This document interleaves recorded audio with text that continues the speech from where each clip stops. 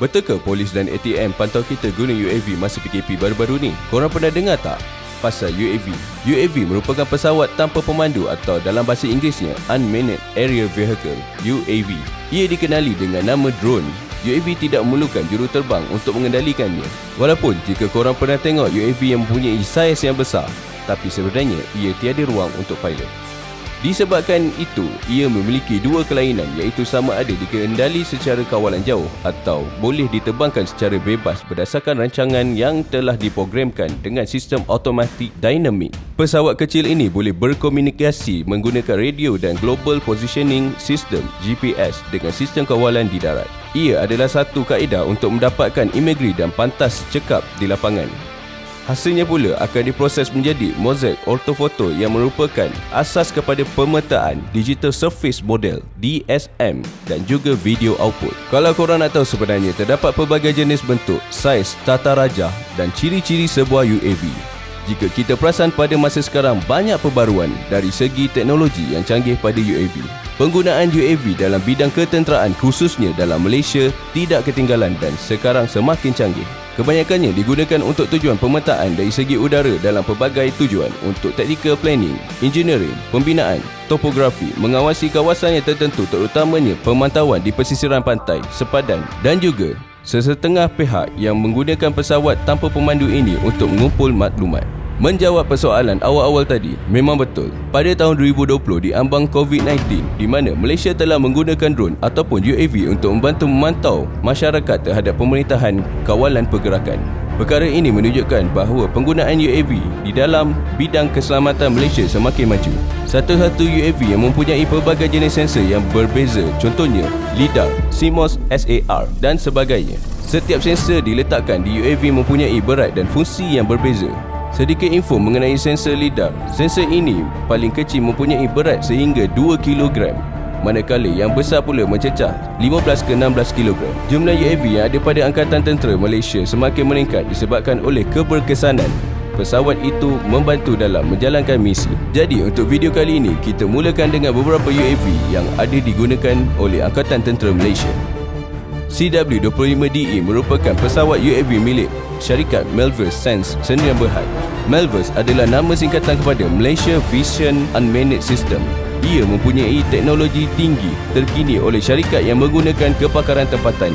CW25DE berkebolehan membuat tujuan risikan dan pemantauan di udara, darat mahupun di laut. Ia direka khas untuk meningkatkan kualiti kecekapan dan keselamatan data yang dikumpul. UAV ini boleh merakamkan secara berterusan target sasaran menjejak dan mengumpul data sehingga 180 minit ataupun selama lebih kurang 3 jam. Bukan itu saja, ia dilengkapi dengan model crane gimbal MG120E.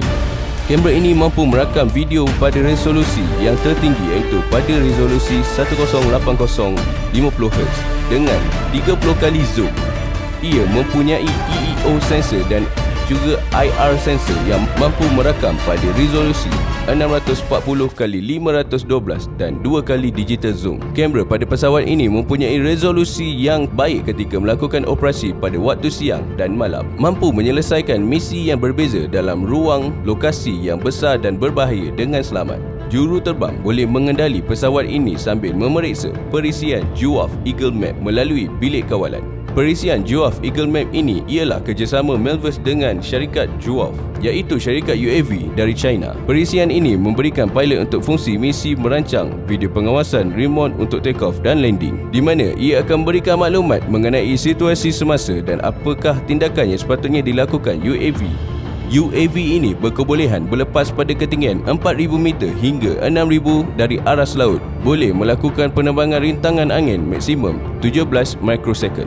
Untuk pengetahuan korang, CW25DE ini merupakan UAV yang beroperasi menggunakan bateri. Apa kelebihan lain yang mengenai pesawat ini ialah boleh berlepas di kawasan yang mempunyai ruang yang terhad, boleh berlepas secara menegak dan mudah untuk dikendalikan. Selain itu, ia juga turut dilengkapi dengan teknologi magnetometer yang merangkumi LIDAR, SAR, elektrooptika dan inframerah untuk mengesan dan memeta objek di bawah permukaan tanah, contohnya laluan paip. Sensor laser LIDAR juga dikenali sebagai pengimbasan laser atau pengimbasan 3D. Ia adalah untuk tujuan peninjauan dan juga pemetaan. UAV CW-15D. CW-15D merupakan pesawat UAV jarak pendek yang digunakan untuk aktiviti pemantauan. UAV ini lebih kecil daripada CW-25D dengan ukuran lebar sayap selebar 3.54 meter. Ia beroperasi menggunakan bateri dan mampu melakukan penerbangan selama 120 minit atau 2 jam. Proses bagi penggantian bateri bagi pesawat kecil ini juga tidaklah terlampau rumit. Cuma dengan cabut dan masukkan bateri saja. Dengan saiznya yang sedikit kecil, ia senang untuk dibawa ke mana saja dan proses untuk pemasangan juga senang. Apa yang menarik dengan UAV ini ialah ia pantas bertindak balas dalam melakukan operasi di apa jua bentuk muka bumi dan menyampaikan keadaan untuk situasi semasa hanya dalam beberapa minit kepada pengendalinya. Cumanya jika cuaca hujan dan sangat lebat, agak bahaya untuk pesawat kecil ini terbang.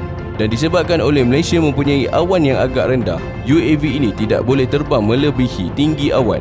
Jika ia terbang di atas awan, ia tidak dapat merekod apa-apa video ataupun data.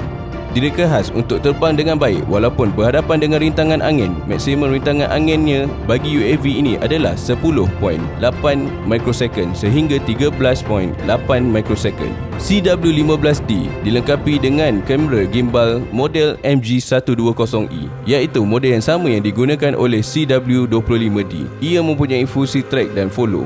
Apa yang boleh dilakukan dengan fungsi track dan follow ni? Fungsi track and follow ia membolehkan juruterbang untuk menentukan target untuk dipantau pergerakannya. Biasanya ia digunakan untuk memantau pergerakan kenderaan di darat dan laut ataupun pergerakan aktiviti manusia. Kita boleh nampak dan ikut sebuah kereta atau kapal di lautan dari atas walaupun UAV terbang agak tinggi dari sasaran target. Dengan kecanggihan yang ada padanya, objek image itu nampak begitu jelas jika di zoom. Payload bagi pesawat ini pula ialah lebih kurang 3 kg. Mengikut syarikat Melverson Berhad, UAV yang dikeluarkan oleh mereka mempunyai lifetime selama 5 tahun. Selepas itu, UAV ini akan dinaik taraf. Biasanya mereka akan menaik taraf dari segi sensor, autopilot system dan sebagainya. Itu saja saya kali nak share pada minggu ini. Sebenarnya, banyak lagi model UAV yang dimiliki oleh pihak kenderaan kita untuk pelbagai tujuan, tapi yang jelas ia adalah untuk keselamatan negara. Jumpa lagi dalam video yang akan datang. Kalau korang suka video ni, tekan butang like dan komen di bawah. Jangan lupa subscribe.